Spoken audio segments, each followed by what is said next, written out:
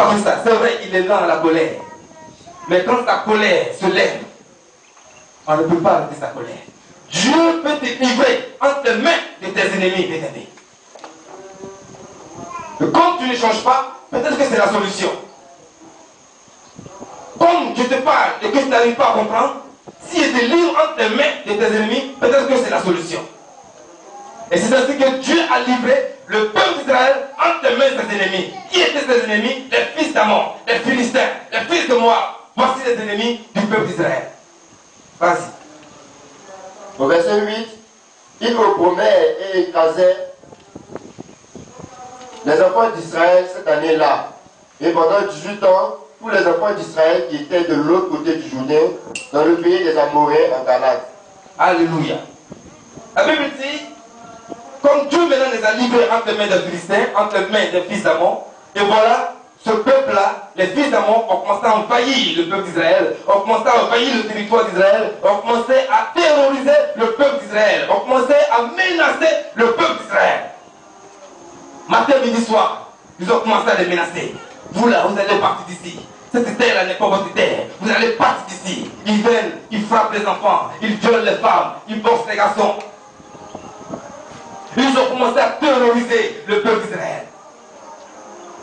Ils ont envahi toute la terre d'Israël. Et ils ont commencé à menacer. Matin, midi, soir, ils ont commencé à terroriser le peuple d'Israël. Et c'était la terreur, c'était la psychose, c'était la détresse dans tout le pays. Et ce, pendant 18 ans. Si Dieu te livre entre les mains de ses ennemis, tu peux connaître le jour où il t'a livré entre les mains de ses ennemis. Mais où va te délivrer de ses mains, tu ne connais pas le jour. Dieu s'amuse avec le temps. Un jour est égal à 1000 ans. Et 1000 ans est égal à un jour pour lui. Dieu il s'amuse avec le temps. Regardez l'amusement là, ils ont tapé 18 ans. Les fils d'Amon ont envahi la vie pendant 18 ans. 18 ans de détresse, 18 ans de psychose, 18 ans de douleur, 18 ans de souffrance.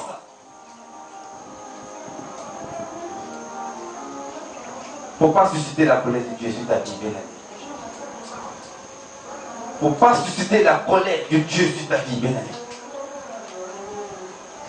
Et regardez ce peuple-là, ce peuple d'Israël est en train de souffrir. Pendant que les fils d'Amon les terrorisaient, les menaçaient de partir. Parce que la terre là, ils disent que la terre là c'est pour nous. Les fils d'Amon viennent et disent la terre là, où vous êtes là, c'est notre terre. Les Philistins viennent, ils disent la terre où vous êtes là, c'est notre terre. Donc quand vous allez partir, pendant 18 ans. Pendant 18 ans, ils ont menacé le peuple d'Israël. Et le peuple d'Israël est en train de pleurer. Le peuple d'Israël est en train de crier. Ils ont commencé à crier à Dieu. Ils ont commencé à crier à l'Éternel. Oh Éternel, vraiment pardonne-nous. Pardonne-nous. Excuse-nous. On ne savait pas que c'était comme ça. Pardonne-nous mon Dieu. Pardonne-nous notre Dieu. Dieu a entendu la prière. Il dit, mais pourquoi vous pleurez? Je pense que vous avez adoré des dieux, non? Vous avez des dieux avec vous? N'est-ce pas? Vous avez les dieux de Syrie, les dieux de Moab, les dieux des Philistins, les dieux des Amoréens. Mais appelez-les, ils vont vous aider. Moi, vous m'avez abandonné. S'il y a quelqu'un que vous devez appeler là, c'est les dieux des Amoréens. S'il y a un dieu qui devait appeler, c'est le dieu de Sidon. S'il y a un dieu qui devait appeler, c'est le dieu des Philistins. C'est pas moi. Il y a quoi entre vous et moi? Vous m'avez abandonné. Ce n'est pas. Tournez-vous vers le Dieu des Amoréens, vers le Dieu des Baals, des Astartés. Tournez-vous vers ceux-là. Et Dieu leur a donné tout. Ils ont vu que c'était sérieux. Ils ont commencé à crier encore à Dieu. Seigneur, pardonne-nous. Seigneur, pardonne-nous. On se repart ce matin-là. On se repart de nos fautes. C'est vrai, on s'est détourné de toi. On t'a abandonné. On a commencé à adorer. On a commencé à être des idolâtres. On a eu des idoles. On a commencé à adorer des idoles. Pardonne-nous. Aujourd'hui, là, on s'est dépouillé de tous ces dieux-là. On s'est dépouillé des idoles. De ces dieux qui ne parlent pas. De ces dieux qui ne peuvent combattre. On s'est dépouillé de ces dieux-là ce matin.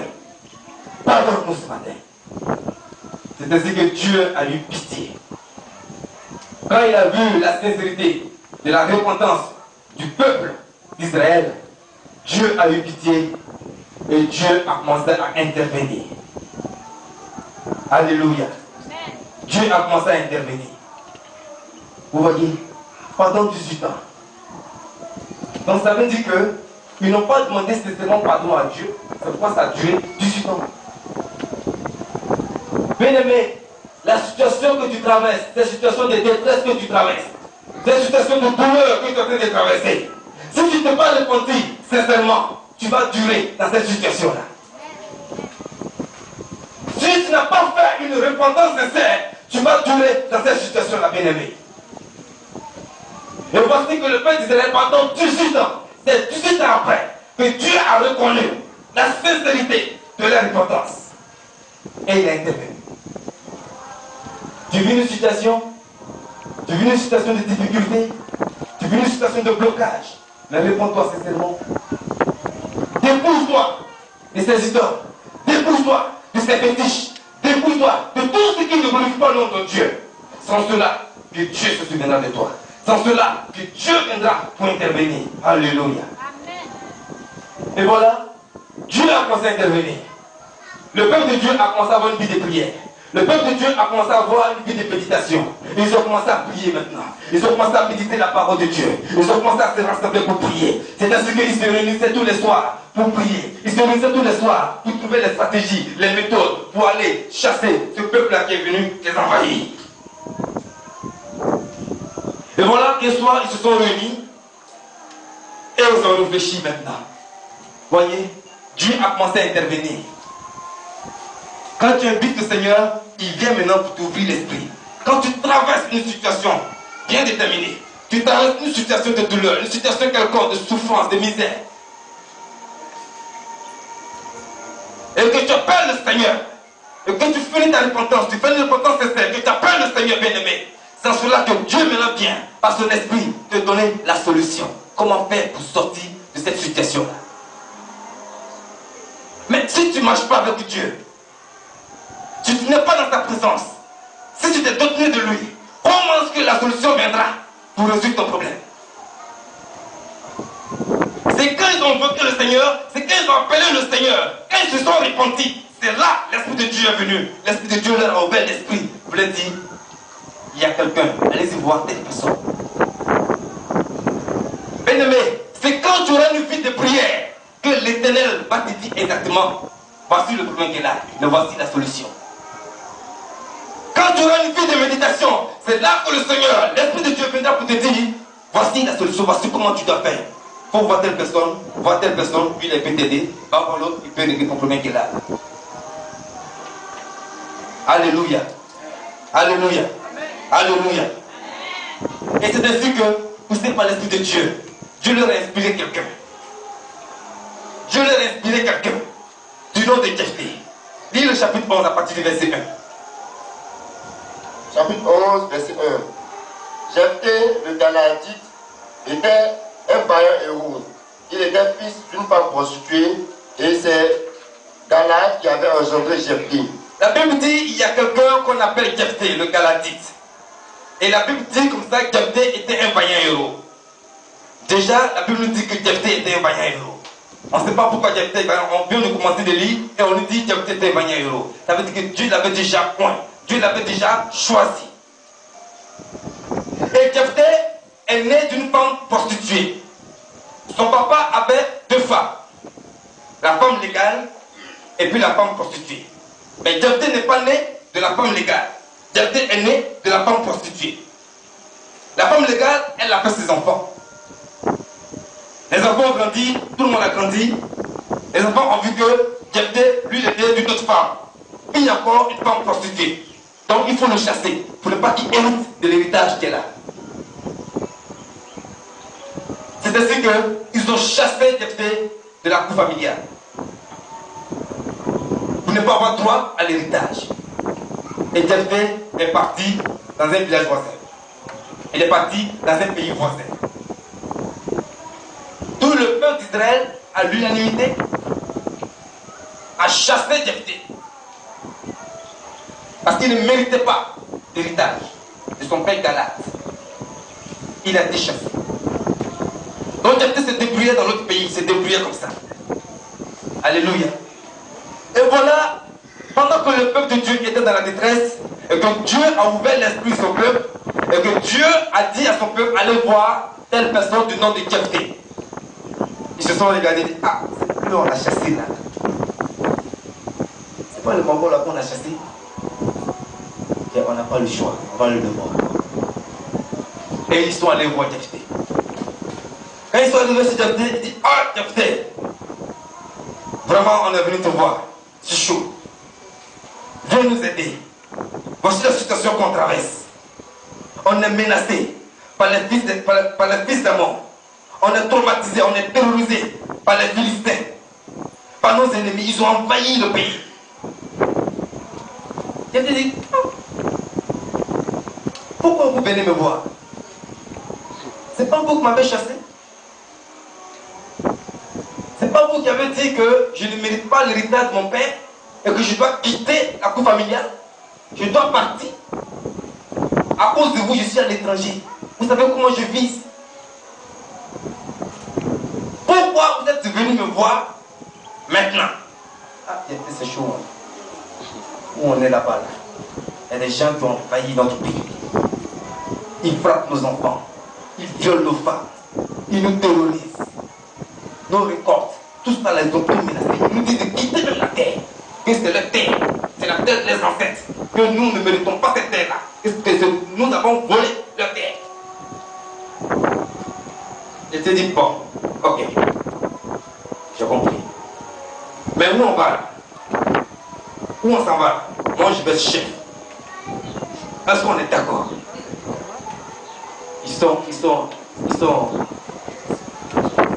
Ils n'ont pas le choix. Ils sont dans le problème. Ils disent d'accord. Allons-y. Il dit, Jephthé, tout ce que tu veux là, faut dire, c'est que on s'en va. Tu es chef, tu es roi, tu es juge, tu es tout, allons-y. Jephthé dit, ok, on peut partir. Et c'est ainsi qu'ils sont arrivés en Israël. Et immédiatement, Jephthé s'est mis au travail. Il a fait une note. Il a envoyé un message au peuple. Il a envoyé un message au roi des fils d'Ammon. Il a envoyé un message au roi des Philistins. Il a dit au roi des fils d'Ammon, il dit, ouais, il y a quel lien entre toi et moi pour que tu viennes menacer mon peuple? Quel est le lien qui existe entre vous et nous pour que vous veniez pour terroriser mon territoire? C'est la lettre qu'il a envoyée au roi des Philistins. C'est la lettre qu'il a envoyée au roi des fils d'Ammon. Et le roi des fils d'Ammon, il va répondre. Il dit non. Quand votre Dieu là, vous a fait sortir d'Égypte, c'est notre terre là qui vous a donné. Donc c'est simple. Rendez-nous notre terre. Est-ce que vous avez terre, vous là? Non, on veut notre terre, c'est simple. Rendez-nous notre terre de bon gré. Donnez-nous notre terre, c'est tout ce qu'on vous demande. Partez. Jephthé dit, ah bon, comme tu connais très bien l'histoire, on va rentrer dans l'histoire. Je vais te dire, je vais te rappeler. Quand c'est dans l'histoire tu veux rentrer, je vais te parler de comment on est arrivé là. Ce que tu as dit là, c'est vrai. Hein? Notre Dieu nous a fait sortir d'Égypte. Nous a menés dans le désert. Nous a fait traverser la mer Rouge. Jusqu'on est arrivé à Kadès. Un campement. Quand on est arrivé à Kadès, il nous fallait traverser la ville de Dor. Il nous fallait traverser la ville de Moab. On a envoyé des messagers. Dit au roi de Dor, ah pardon, on veut passer dans ton pays là, pour aller de l'autre côté. Le roi de Dor a refusé. Il n'avait pas confiance en nous. Pour pas qu'ils vont venir. Il a refusé. Ils ont envoyé des messagers au roi de Moab. Pardon, on veut passer dans ton pays là, pour aller de l'autre côté. Comme on va de l'autre côté là, on veut passer par là pour le terrain du nord. Le peuple d'Israël va faire quoi? Le peuple d'Israël maintenant a trouvé un moyen de contourner le pays de Dor, le pays de Moab, pour aller où ils veulent partir. Et c'est comme ça qu'ils sont arrivés à l'Arnon. Un petit campement aussi. Et ils sont restés là pour camper. L'Arnon fait frontière avec Mispa. Mais où ils étaient là encore, ça dérangeait encore peu eux, ça dérange encore le roi de Moab, ça dérange encore le roi des dents. Qu'est-ce qu'ils vont décider? Ils disent non, les gars là, ils sont juste à côté là. On a qu'à les enlever de là-bas. Ils sont allés s'attaquer au peuple d'Israël. Dieu dit non, trop c'est trop. Le peuple d'Israël a dit mais on vous a demandé qu'on veut passer là. Vous avez refusé. Nous on a trouvé un moyen pour continuer votre pays, pour ne pas vous déranger. On est passé de l'autre côté. Vous venez pour nous trouver ici pour nous chasser. Non, c'est que par là on va faire. Et Dieu a livré entre les mains d'Israël ce peuple-là. Voilà comment ils se sont emparés du territoire de Moab, du territoire des dons, de l'autre côté du Jourdain. Voilà comment ils se sont emparés de leur territoire. C'est Jephthé qui a dit ça au monsieur. Voilà comment on a occupé les territoires là. Et puis je vais te dire, mais ça fait 300 ans nous on occupe le territoire là. Ça fait 300 ans, nous on occupe le territoire là. Pourquoi en ce temps là tu n'es pas venu nous chasser? Pourquoi autant de Josué là tu n'es pas venu nous chasser? Pourquoi autant de Moïse tu n'es pas venu nous chasser? Ça fait 300 ans on est là. Tu connais Josué? Ça fait 300 ans on est là. Ou mais tu crois que c'est maintenant l'occasion pour venir occuper nos têtes? Moi je te dis non. Alléluia. Amen. Si c'est par là que tu veux, faut dire on va faire par là. Amen. Parce que ça fait 300 ans, nous on a fait ici, on a fait des enfants, on a grandi, on a vieilli et on est là. Et puis c'est aujourd'hui, toi tu vas venir pour nous dire que c'est votre terre, c'est la terre de vos ancêtres, voilà, quittez ici, allez de l'autre côté. Nous on va aller où? Si c'est par là que tu veux, Dieu on va faire par là. Amen. Voilà comment par là c'est fait. Et quand ils ont fait par là, Dieu était encore à gagner, on a battu, on a l'air de l'Éternel où ils étaient là, on a récupéré encore les victoires. Alléluia. Bien aimé, voici une situation que le peuple d'Israël a traversée. Le peuple d'Israël meurtri. Le peuple d'Israël dans la détresse. Le peuple d'Israël dans le tourment. Le peuple d'Israël dans le désespoir. A suscité une personne. Une personne qu'ils avaient abandonnée. Une personne qu'ils avaient chassée. Laisse-moi te dire, bien-aimé, on t'a peut-être chassé. On t'a peut-être abandonné. On t'a peut-être rejeté. La société t'a peut-être rejeté. Ta famille t'a peut-être rejeté. Tes frères t'ont peut-être abandonné. Ton père t'a peut-être chassé. Bien-aimé, rends gloire à ton Dieu ce matin. Le jour où Dieu va t'élever arrive. Le jour où ils auront besoin de toi, ça va venir. Tchoko, ça va venir. Si la société dans laquelle tu es t'a abandonné, il va arriver un jour où ils vont regretter de t'avoir abandonné. Je connais la femme d'un pasteur qui a été licenciée. Et quand elle a été licenciée, elle pleurait et elle rentrait à la maison. Et son mari lui a dit, le pasteur lui a dit, mais il y a quoi que tu pleures? Tu viens du travail puis tu pleures. Elle dit, ah chérie, j'ai été licenciée. Il dit, glorifie-le Seigneur, mettez la musique, on va danser. Tu sais pas pourquoi? Mettez la musique, on va danser. Et ils ont commencé à louer le Seigneur, ils ont commencé à danser. Il dit, mange, dors bien. Le lendemain, je vous assure que le lendemain, c'est par son patron, l'appel pour dire, on s'est trompé. Excuse-nous, on s'est trompé. Viens. Reviens. On s'est trompé. C'est pas toi. C'est le temps, on s'est trompé pour revenir. Il a dit, je me repose un peu, demain je vais venir. Alors, alléluia. Jephthé était fils d'une prostituée.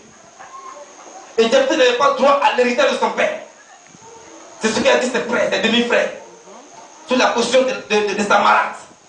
Donc ils ont comploté contre Jephthé et ils ont chassé Jephthé. Voilà qu'aujourd'hui, ils ont besoin de toi. Jonas, ils ont besoin de toi. Kwame, ils ont besoin de toi maintenant. Ils ont besoin de toi. Ils commencent à gratter la tête. Kwame, pardon. J'ai un problème là. Tu as quel problème? Bon, en fait, c'est pas ça. Hein. C'est toi dont on plaît, mais parce que. Alléluia. Alléluia.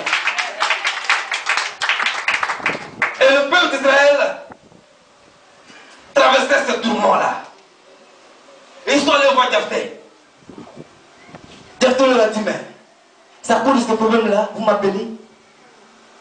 Donc vous-même là, vous ne savez pas qui vous êtes. Donc vous-même là, vous ne savez pas où vous êtes quitté, où vous partez, vous ne savez rien.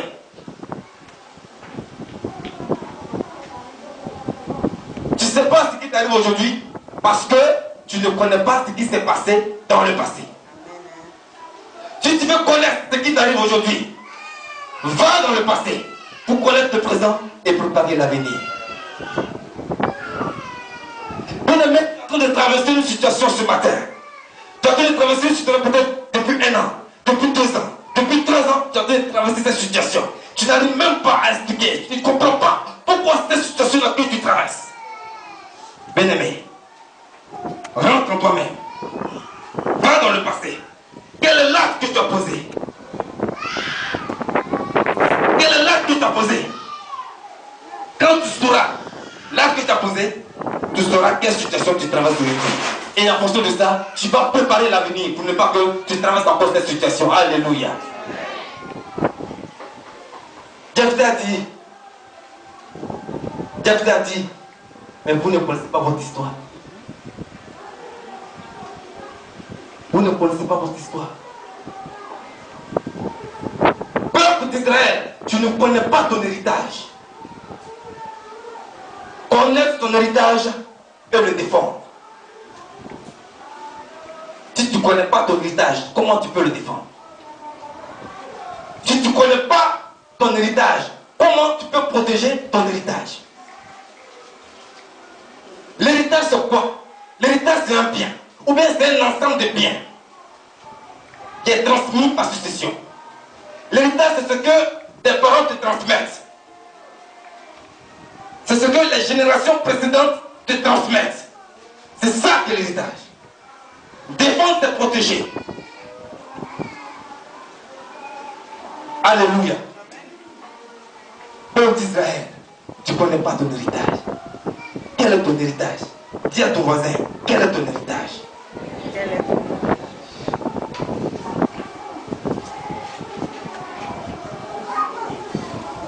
Quel est ton héritage, bien-aimé? S'il dit oui, il connaît son héritage, il faut dire c'est quoi ton héritage? S'il a dit son héritage, Paul dit, est-ce que tu défends ton héritage? Alléluia. Amen. Quel est l'héritage du peuple d'Israël? Moïse s'est battu. Josué même s'est battu dans le désert. Ils ont conquis des nations. Ils ont terrassé des nations. Et ils ont laissé tout ça à leurs enfants. Et ils ont légué cela à cette génération-là. Mais cette génération ne savait pas que des gens s'étaient battus. Cette génération ne savait pas que des personnes vaillantes se sont levées, ont terrassé des nations, se sont battues pour eux. Voilà pourquoi quand l'ennemi est entré dans le pays, ils ont commencé à trembler. Quand tu ne connais pas ton héritage, tu trembles. Fils de Dieu, peuple de Dieu, du moment où tu acceptes le Seigneur Jésus-Christ de Nazareth, immédiatement, Dieu te lègue un héritage. Du moment où tu confesses de ta bouche que Christ est ton Seigneur et Sauveur, immédiatement, tu reçois ton héritage.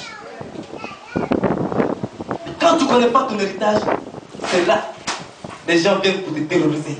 C'est là que les gens viennent pour te menacer. C'est là que les gens viennent pour te troubler. Tu trembles. Une sœur me parlait, une sœur en Christ me parlait d'une de ses camarades qui, pour aller au village, elle ne peut pas aller seule. Elle ne peut pas aller seule au village. Quand il y a cérémonie au village, elle ne peut pas aller seule. Elle vient voir sa camarade. Ah chérie, on t'a accompagné, on a une cérémonie là, on t'a accompagné. Moi j'ai tellement peur des gens du village là. Vraiment t'a accompagné. Quand la sœur dit non, je ne peux pas aller là, immédiatement elle ne va plus. Elle appelle là pour dire je suis malade, je ne me sens pas bien, elle envoie son argent.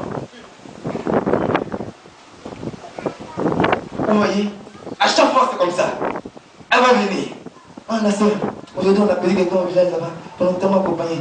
Je ne peux pas aller seul. Ça là, vraiment, je ne peux pas aller seul. C'est quand il vient avec toi là, je me sens à l'aise. Voici quelqu'un qui ne connaît pas son héritage. Et puis la salle lui dit, bon.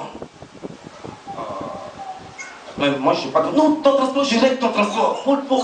Ton transport, aller-retour, je règle ton transport. Ton hébergement, tout. Seulement pour que la sœur t'accompagne, pour qu'elle soit en sécurité. Voici quelqu'un, enfant de Dieu, tu ne connais pas son héritage. Voici quelqu'un qui ne connaît pas son héritage. Alléluia. Quand tu ne connais pas ton héritage, c'est là sur toutes les situations. C'est là que tu pleurniches, c'est là que tu cries, c'est là que tu te lamentes. Alléluia. Et voici, elle va toujours avec sa sœur, avec la sœur en Christ. C'est qu'elle va avec la sœur en Christ qu'elle en perd. Alléluia. Regardez dans ce passage-là, il y a tellement de révélations que je peux parler d'intercession, je peux parler de combat spirituel.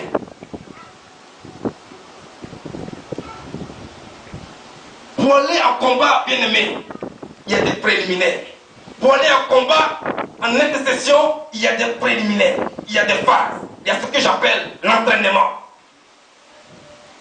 Il y a ce que j'appelle le chauffement des gens.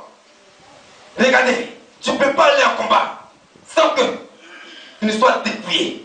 Tu ne peux pas aller en combat sans que tu te sois repenti. Tu ne peux pas aller en combat sans que tu t'es humilié devant la face de ton Dieu. Lui demander pardon pour toutes tes fautes, pour toutes tes transgressions. Regardez le peuple d'Israël. Ils ont d'abord demandé pardon. Ils se sont repentis. Une repentance sincère.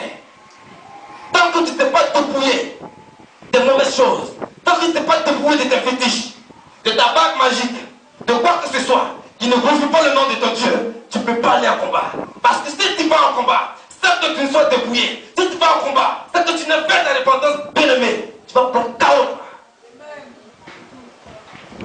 Tu vas prendre tes paix, comme on dit. Tu vas en patate. Tu seras hors.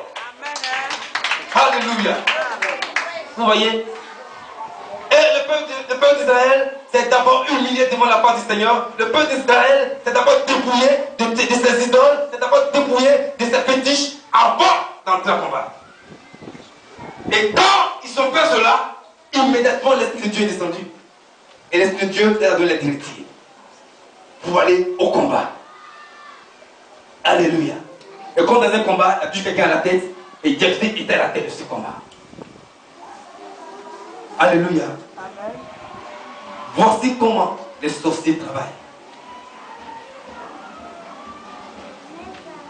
Voici comment les sorciers travaillent.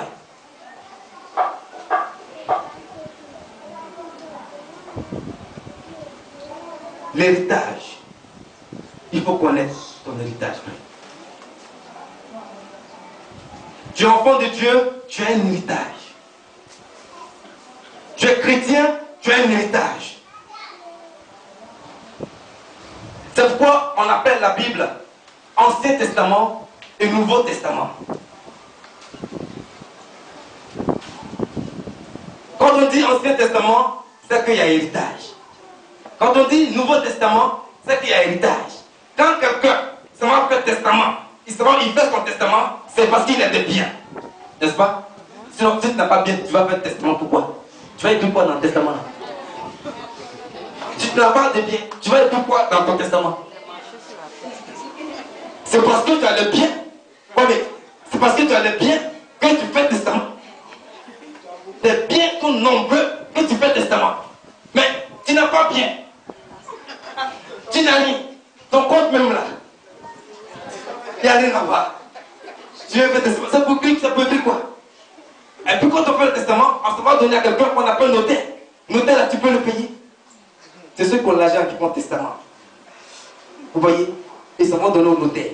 Qui paie le notaire pour ça. Juste à ce que quand il va mourir, le notaire vient maintenant pour lire le testament devant toute la famille. Dieu a fait d'abord un premier testament qui était réservé au peuple d'Israël. Dieu a fait d'abord un premier testament qu'on appelle aujourd'hui l'Ancien Testament, qui était réservé au peuple d'Israël. Il a donné au notaire. Après, il a regardé, il dit non. Il allait revoir le notaire. Écoutez-moi très bien. Il allait revoir le notaire. Il allait voir le notaire. Il dit non, donne-moi le testament là. J'ai oublié quelque chose.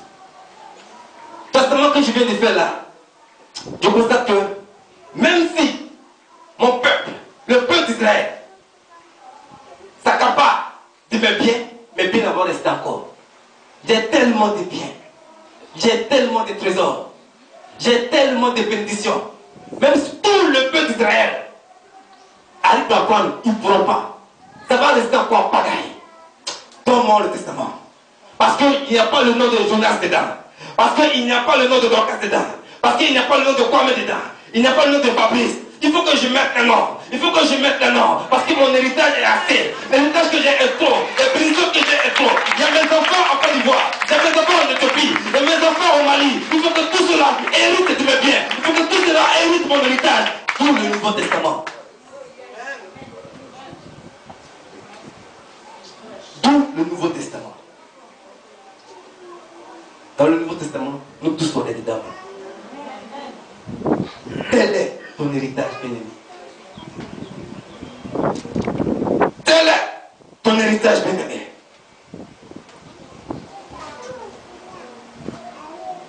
Dieu a donné l'héritage du monde. L'héritage du monde a été promis au père Abraham. L'héritage du monde a été promis au père Abraham. Et ça a été promis à la postérité d'Abraham.